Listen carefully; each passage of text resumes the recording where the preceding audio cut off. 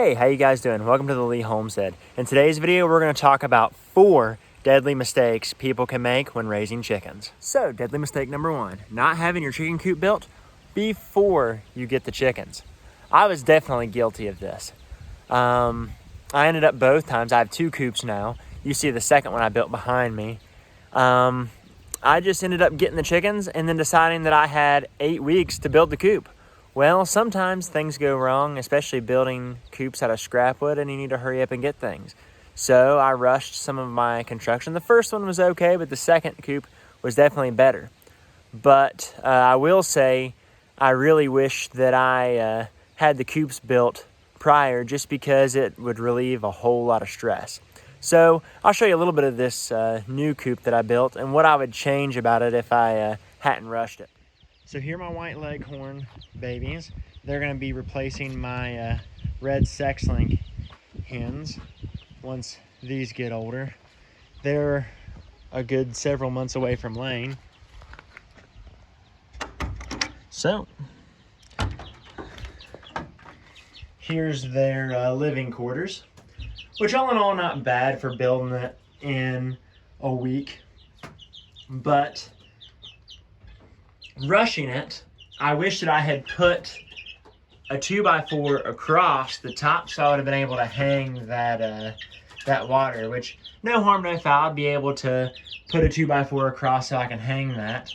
That's a 3-gallon water, and it's a little too heavy for something like that bracket to hang on the sides. And if I hang it on that hook, it ends up spilling out of the water and pouring down underneath my coop. So I definitely wish I would have taken a little bit more time and actually had this coop ready before I got the white leghorns. But live and learn. You guys don't have to make the same mistakes I did. The second mistake is not upgrading your chicks from a starter brooder to your intermediate brooder. So why this is so important is because once you get the baby chicks, either from the mail or the farm store, after my last trip to the farm store and dealing with about a coccidiosis, I decided that I'm only going to do mine mail order one more time to get my white leghorn roosters, and then I'm going to incubate my own. This is just to alleviate the stress that you end up dealing with baby chicks that come in the mail and from the farm stores. In the farm stores, sometimes they're in overcrowded brooders and they end up getting diseases. So I usually start them off in a starter small brooder so they're able to find their food and water. The reason I don't start them in a bigger brooder is, again, they could struggle to find their food and water. Now, I mean, don't get me wrong. If you start them in a bigger brooder, they probably will find their food or water. However, that's just going to up their stress level if you first get them out of an overcrowded brooder in a farm store or out of the mail. So I always like to reduce the stress in my chicks when I get them and put them in a starter brooder, then upgrade them in about 2 weeks or whenever they're old enough to actually fly out of that starter coop. Then I put them in a bigger one until about 6 to 8 weeks, and then I move them over to the outdoor coop. I've just found that the mortality rate doing it that way is a lot better. They are a lot warmer in the smaller brooder when they first start, and those first couple weeks are really crucial to a chick's health. The third mistake is putting small chicks, like you see behind me here, with the larger chickens that I have over there. Now again, who's to say that they would kill them, but who's to say they won't?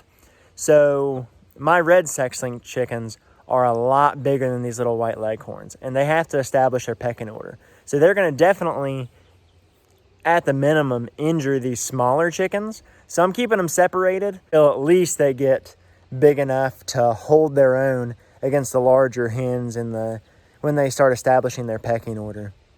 So I really don't want to deal with dead chickens, so it's just better off to keep them separated until they're similar in size. Now, I will say, bantams can live with bigger chickens. So that argument of people saying, oh, I have bantams with larger chickens.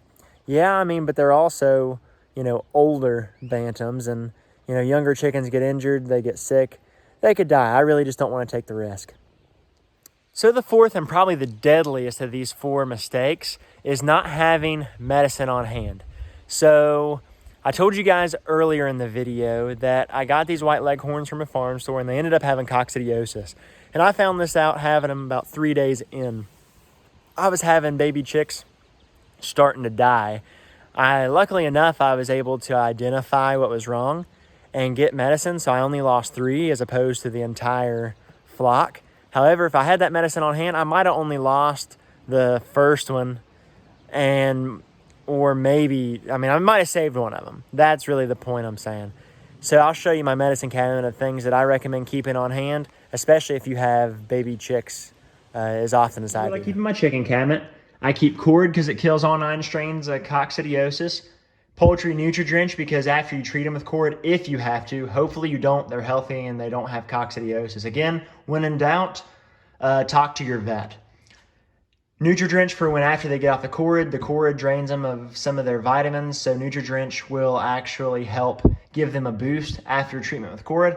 VetRx is good for poultry colds and the such. You can follow the directions, add it to their drinking water, or make a solution where you can actually rub it underneath the chicken's wings and actually on the chicken itself. And apple cider vinegar.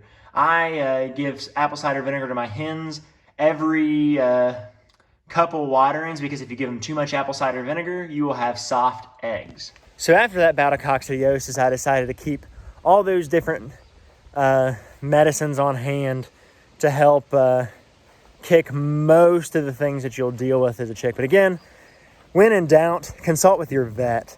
That's going to be your saving grace, especially if you think your chickens have worms or something like that. A vet would be able to properly diagnose and recommend the proper treatment for your chickens. So don't just take my advice for it. Get your advice from a vet. So those are the 4 deadly mistakes. The reason why I call them deadly is because I lost a few baby chickens earlier in the year, and some of these mistakes did cost me chicks. Not all of them, of course, are as deadly as the others, but there's something to keep in mind. Because the thing is, if you can not risk getting one of your chickens injured or even killed, why take the risk? It's better off to be safe than sorry, and to make sure you have happy, healthy chickens so you can have eggs and meat. Because again, the birds that I keep are dual purpose, so I eat the birds as well as eat their eggs. But anyway, that's all I have for you today. If you guys haven't subscribed yet, go ahead and hit the subscribe button and ring the notification bell so you know when the next videos are coming out, and I'll see you guys next time.